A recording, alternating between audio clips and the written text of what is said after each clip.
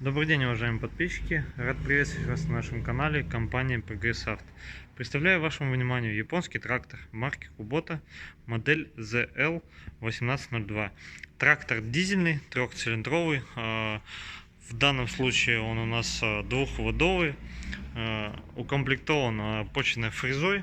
Рабочая ширина фрезы 135 сантиметров на трехточном навесном устройстве. По расположению у нас, в принципе, стандартная, классический раздвоенный тормоз, под ним ножной газ. Здесь это механическое глушение двигателя, также это ручник, ручной газ, включение поворотников, индикатор свечи накала. Здесь у нас блокировка заднего дифференциала, подъем опускания задней навески. Под сидушкой у нас бардачок. По центру у нас правый рычаг, это коробка четырехскоростная и одна задняя. И получается валобор мощности у нас имеет 4 скорости. Также обойдем данную модель с другой стороны. Здесь у нас включение самого сцепления.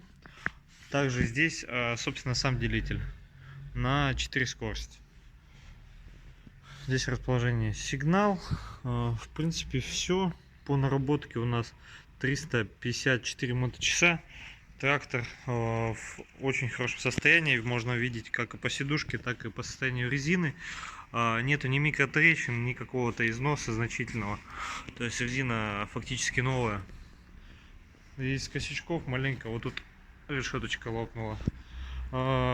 Данный трактор находится у нас в городе Омске по адресу Авиационная 6.